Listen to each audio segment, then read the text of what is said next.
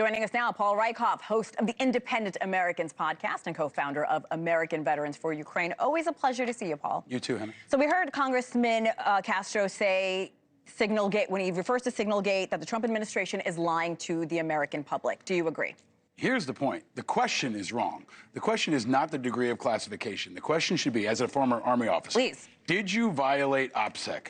Did you violate operational security? Did you put anything out that could possibly endanger U.S. forces? And that's where they're screwed. I mean, this is so obvious to everyone. I keep getting notes, people saying Whiskey Tango Foxtrot. How could this possibly happen? If a private in my platoon did this, they would be immediately removed from the unit, they would be reprimanded under the UCMJ, and they'd probably be in jail. So there shouldn't be two sets of standards. I think everybody who is even on the chat should face some kind of reprimand here, and the Secretary of Defense has to step down, because there can't be two standards. There can't be standards for the 18-year-old private and a different one for the Secretary of Defense. How dangerous is a leak like this for our military members serving overseas? Extremely. I mean, you can't trust your leadership. I mean, think about the pilots who were in those aircrafts that were engaged in this operation. Think about the intelligence assets. I mean, it's not a matter of whether or not they're putting your life at risk. Ask yourself, are you comfortable with them putting the lives of someone else's sons and daughters at risk here? And that's really what it's all about. We can't let anything stand before that. We need transparency. And the fact they were even on a Signal app is outrageous, unacceptable, and should be a violation that is held to the highest level of accountability. If they don't resign, they should be reprimanded by the president. He's got to hold them accountable, or he will lose the confidence of the people in uniform. Well, President Trump, as you well know, is standing by Waltz. Waltz actually posted on X today. Here's what he said, if we can get that on the screen right now. No locations, no sources and methods, no war plans, that's in caps. Foreign partners had already been notified that strikes were imminent. Bottom line, President Trump is protecting America and our interest. Foreign partners have already been notified again. How do you respond to this tweet? That's spin.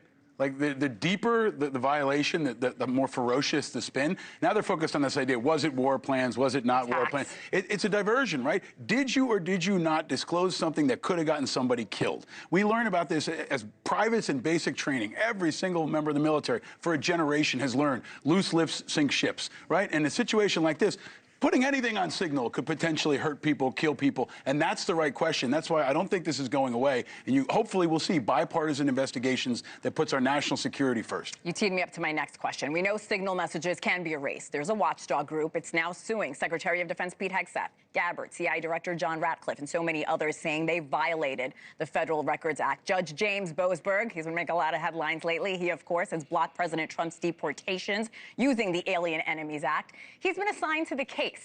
That's quite the turnaround here. Your thoughts on that?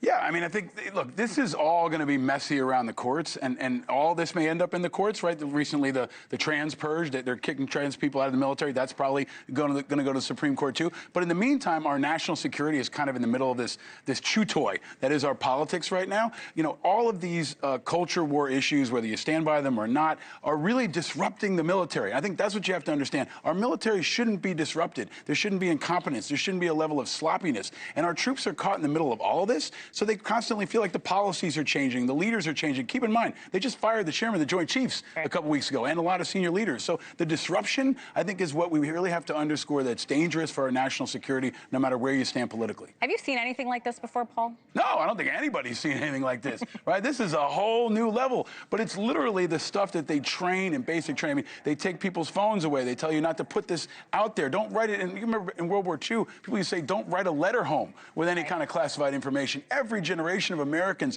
understands operational security. We've just never had Signal before. Yeah, I lived on many military bases, and it was a lot more classified than this. All right, let's talk about the war in Ukraine. I know this is something you're very passionate about. Russia and Ukraine say they're committed to a ceasefire when it comes to the Black Sea. I want to read Russia's demands here. Now, we know they're removing sanctions against Russian companies, ships, insurers. They're reconnecting agricultural banks to SWIFT international payment systems, along with other things, which sounds good on paper. But does Ukraine have anything to gain here? No, not at all. Yeah. And I think the other question is, okay, those are their demands. What are they going to give up? And I keep coming back to something that I think should be really central. How about the 20,000 kids they've kidnapped? Right? Like, that should be front and center. We've talked a lot about the hostages in Gaza. We've talked about civilian casualties. We should be talking, I think, most of all about the 20,000 Ukrainian kids who've been snatched by Russia. I think that should be on the table of every bargaining issue. And, of course, the Ukrainians and the Russians and the Americans have to be at the table together. It can't be just two of them. And every time Ukraine is cut out, out, it's not going to succeed. They're not going to agree to that, and they don't have to. Ukraine is saying Russia has already violated the ceasefire when it comes to energy infrastructure many times. Why would this time be any different, Paul? I don't think it will be. And I think at the end of the day, a ceasefire can happen any minute. Like, Putin can just decide to stop bombing Ukraine and just pull back to his borders, and then we can have a real negotiation. That would be a great good faith effort on the part of Putin. If he likes Trump so much, let's start there. Stop bombing anything inside of Ukraine. Let's come to the negotiating table. I think everybody wants peace, but it doesn't seem like Putin really does. If he does, he's got to make some concessions. And can we really trust Vladimir Putin? No, yes, no, exactly. Absolutely not. Never. Paul Rykov, thank you so much for joining us. And remember, listen to Paul's latest podcast with Congressman Seth Moulton. That's on the Independent Americans podcast, wherever you listen to podcasts.